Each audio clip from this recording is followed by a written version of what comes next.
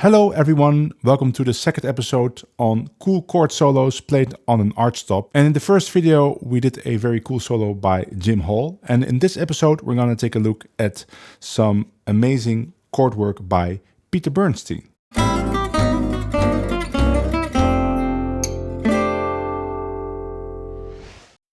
This solo was played recently on a live stream in a gig together with guitar player Ed Cherry, and they were playing a blues called Cherry Blues. And it's a pretty long solo, but then the last chorus of the solo is this really cool chord solo, and I wanted to explore some of the ideas that Peter Bernstein is using because it's very interesting. So let's get started with phrase number 1. 3, 4, 1. 3, 4, 1.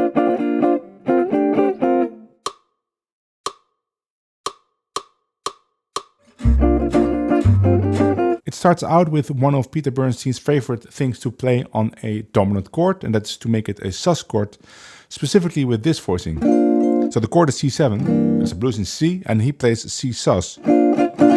With this rhythm, 1, 2, 3, 4, 1. 3, 4, 1.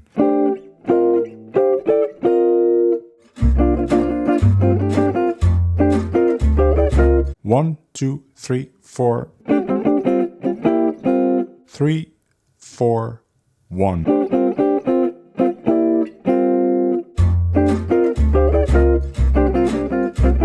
The next two bars is played with a voicing consisting of stacked fourth intervals, played like this, with the top note being a note from the C minor pentatonic scale. You know the minor pentatonic scale for C would be, so C, E flat, F, G, B flat.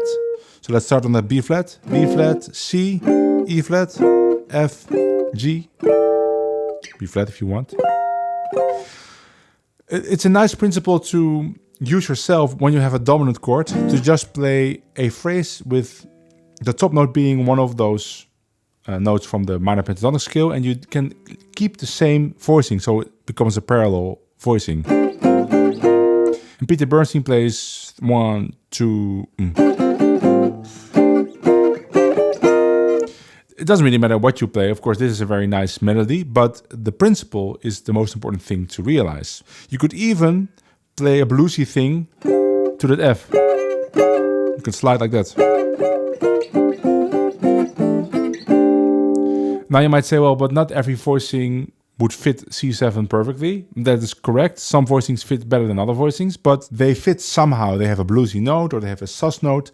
And it's more the idea of this parallel voicing shifting in this minor pentatonic scale pattern. And it just sounds great, and you can use it pretty much on any dominant chord, but you could also use it even on one chord. So if you have a song in C, you just have C6, just play some nice chords. Stuff like that. And that's something that Django was already doing, mainly behind the violin player Stephen Grappelli.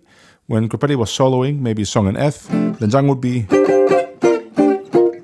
would be playing those kinds of fill voicings. So this idea has been true and tested throughout the years by many guitar players.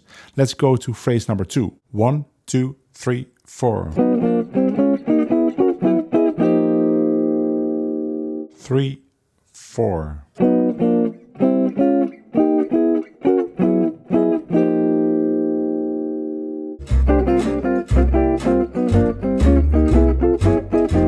And here we have another parallel idea. So we have a triad, and I play it with my first finger, but Peter Bernstein in the original video, which is linked in the description, is playing it like this, like a minor 7 chord, but then just playing the middle 3 strings or the D, G, and B string. And I play it with my first finger. It's more comfortable for me. Again, parallel, and now it's following the pattern of another scale, the whole half diminished scale or the octatonic scale. What's curious, it's not the scale that would actually fit on C7. If you would play the scale on C7, you would start with a half step, so then whole step, half step, whole step. That's not the same scale as starting on a C sharp, right? the whole and the half steps would be in different spots, and that's actually what's happening here. So he starts on a D, but the first step is a whole step, so you could, in your mind, start from the C sharp.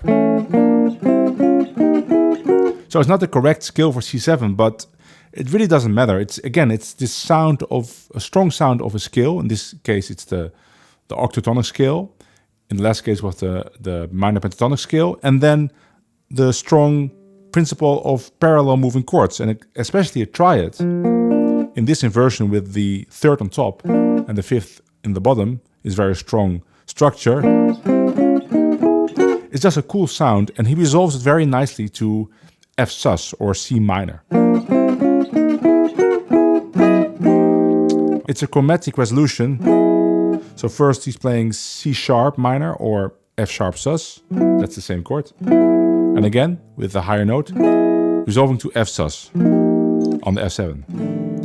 It's an important lesson to learn this kind of thing. It's a typical Peter Bernstein thing. Sometimes it's more about the sound of the structure and moving that parallel than really trying to play something that is harmonically entirely correct. Because in that case, you would have to play another scale, but then you would also have to play other chords because, of course, all those triads are not in that scale. But it doesn't matter.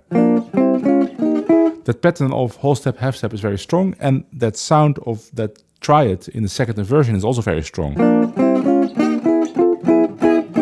And the resolution is strong. So if you have a strong resolution, you can basically do anything you want. And when you listen to Peter Bernstein chord solos, that is often what is happening. He's shifting chords chromatically, strong chords, and then resolving at the right time to a beautiful voicing that fits on the chord he's resolving to. So in this case, to F sus. And the chord is F7, I know, but again, he likes to sus those dominant chords.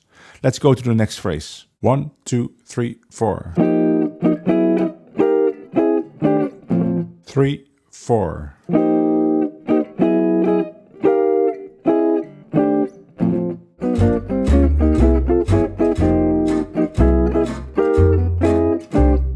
Here we have a beautiful sequence for F7, starting with F sus, shifting it a half step up as kind of a tension chord to resolve back. So you could play something like... But instead of resolving back to the same voicing, he resolves to another voicing for F sus, to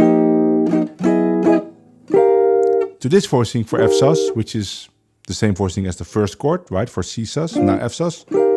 And because he goes up, the resolution becomes more special. Because of course, if I go up and down,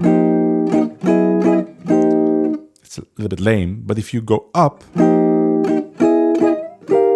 it becomes more special. Now, Peter Bernstein plays this chord with a very strange fingering in the video. I don't understand, but I really hear this voicing. I'm not sure what's happening there, but it sounds like he's playing this voicing. What makes it interesting is the voice leaning of...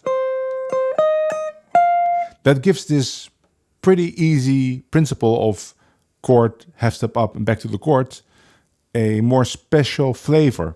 It makes it more melodic. And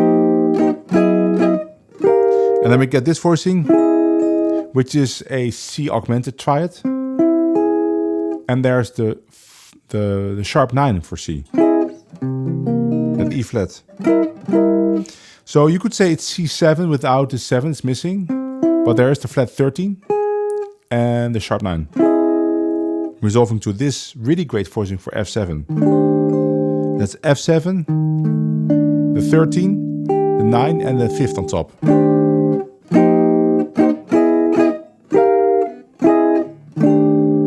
All great voicings to add to your bag of voicings. That was it for this video. Of course, there's more, and I'm going to talk about the second half of this blues chorus in a video especially for my patrons over on patreon.com. So if you want to see that video, go check out my Patreon site. If you subscribe for the €5 tier, you can download the tab that you saw on screen today, but also the tab for many other videos.